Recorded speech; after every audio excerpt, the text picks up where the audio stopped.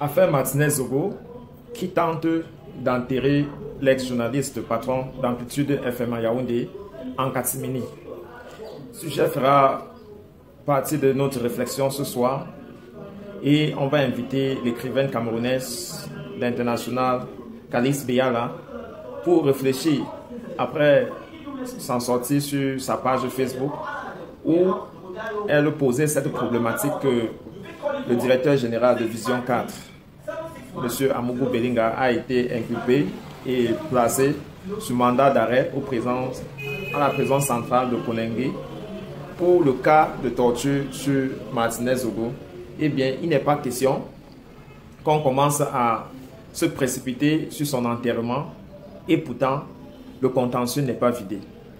Et l'artiste international Valsero s'est prêté à l'analyse du titre du journal Le Messager qui a titré récemment sur l'affaire Martinez-Zogo, enquête en pagne. Alors, pour l'artiste qui a fait la lettre au président en 2008, il pense tout simplement que l'enquête de Martinez-Zogo reflète l'image du Cameroun à l'international aujourd'hui. Chaque fois qu'on parle du Cameroun à l'international, à défaut du football qui est en train de mettre beaucoup de Camerounais mal à l'aise à l'international, eh bien, l'assassinat de Martinez-Zogo, de cette façon très monstrueuse, reflète un peu l'image dont certains ont désormais des Camerounais à l'étranger. Et pour Valsero, tous les diasporiens, tous les Camerounais par le monde ne devraient pas laisser que le hashtag Martinez-Zogo se perd comme ça là dans l'algorithme des réseaux sociaux. Bien qu'on soulève ici et là des faits divers, comme le cas qu'on a eu récemment avec la jeune dame le diamant de quoi sur Vision 4 qui est apparu et on a eu en direct près de 13 000 abonnés et depuis là c'est ça qui fait les choux gras de la presse. Eh bien, ils pensent tout simplement que c'est ça le propre de l'ordre de 82. Que l'ordre de 82 a réussi comme ça à vider 30 millions de citoyens de leur contenu, de leur substance réflective. Il utilise notamment le mot émasculé, c'est-à-dire c'est pratiquement tous les Camerounais aujourd'hui, surtout ceux de la génération de 82, qui veulent voir leurs enfants grandir.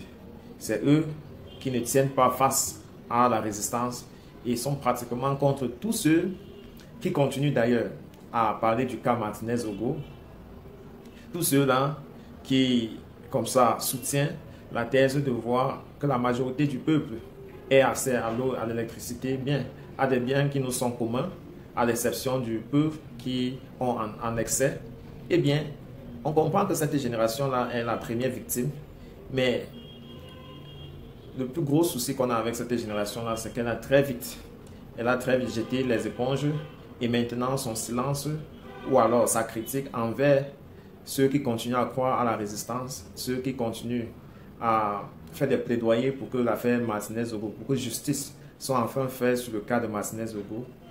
Et c'est ça qui pose un problème. Et donc, l'artiste Valsero pense tout simplement que le système bien, l'ordre de 82, pour qu'elle puisse se mettre en branle comme ça, 4 décennies durant, et continue, c'est bien parce qu'elle a compris le laboratoire camerounais et elle sait comment, dans chaque tribu, coopter les siens et les utiliser pour manœuvrer leurs propres frères. À chaque fois que quelqu'un veut sortir de l'eau, qui n'est pas dans ce cercle fermé là, eh bien, on utilise les siens pour le descendre, en leur menaçant dans leur lieu de service, leur menaçant leur business, bref, menaçant tout ce qui peut les empêcher à avoir une vie paisible, ou alors les envoyer comme ça en expatrié, leur forcer à s'expatrier, ou alors leur refuser le visa une fois, ou alors le droit au passeport une fois à l'étranger. Voilà les manœuvres, selon l'artiste Valsero, de l'ordre de 82, qui empêchent à ceux qui sont déjà à l'âge de fonder une famille ou alors qui sont en train de voir leurs enfants grandir, de pouvoir s'intéresser radicalement à un changement au Cameroun ou alors dans ce qu'il baptise le continent, qui pour lui était un paradis sur terre, mais qui malheureusement a été comme ça négligé et les mauvaises herbes ont pris le contrôle de la forêt. Et on peut lier directement cette analyse de Valsero sur le cas de Martinez-Zogo, qui toujours n'a pas été inhumé. La tentation d'inhumation en catimini a échoué et pour Calice Bellerin devrait échouer. Donc pour lier ce cas-là, on va s'intéresser directement sur la chronique du docteur Aristide Monod, parlant de la reprise des appels du peuple pour le président de la République, Paul Biya, pour qu'il se reconduise en 2025. Et pour l'analyste politique, il pense à un cynisme et l'opportunisme de l'État pur. Parce que ces élites, bien que les hauts gradés de l'État, lorsqu'ils prennent sur eux de faire cet appel du peuple-là, ils ne consultent pas toutes les factions de la société. Pour ceux qui sont déjà acquis à leur ordre, ils les utilisent, ils payent les médias pour qu'ils en véhiculent à la longueur de la journée. Et c'est ça qui abrutit le peuple. C'est ça qui empêche à la grande majorité de s'intéresser sur la chose publique. Parce que tout, pour le citoyen lambda, est comme du film. Et donc, pour pouvoir ne pas perdre de temps, beaucoup de gens se sont réfugiés dans d'autres films, mais cette fois-ci des films qui les amusent, des films qui leur font oublier leurs soucis. Sauf que les soucis ne sont pas très loin. Elles tournent toujours autour d'eux. Si ça ne les affecte pas directement, eh bien, cela affecte leurs enfants et leurs petits-enfants. Et donc, pour le docteur Aristide Monod, il pense tout simplement que si l'ordre de 82 avait fait un très bon boulot à la tête du pays, eh bien, ça devait être normal qu'on appelle le président Paul Biya à se maintenir au pouvoir. Mais ce n'est pas le cas. On n'a qu'à voir la situation du pays côté économique, social, où on est divisé par le tribalisme, la haine, la jalousie.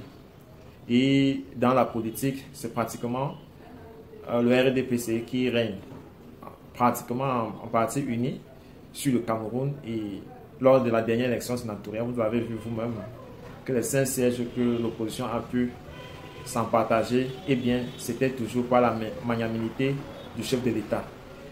Loin d'une lecture directe, il faut la lire dans la psychologie, comment cela peut avoir un effet sur l'activité des partis politiques. Eh bien, Maurice Kamto l'avait déjà signalé, et vous le savez, qu'il ne fera pas partie d'un gouvernement qui a déjà tous les appareils de l'État à son actif et ne fait pas d'élégance. S'il y a l'élégance en politique, eh bien, ça n'existe pas au Cameroun, parce qu'au Cameroun, on règne, on domine et on s'enorgueille. Voilà qui met fin à ce numéro. Retrouvons-nous prochainement pour un autre. Ici, alors, prenez soin de vous. Quoi qu'il arrive, gardez le sourire et bien le bonjour.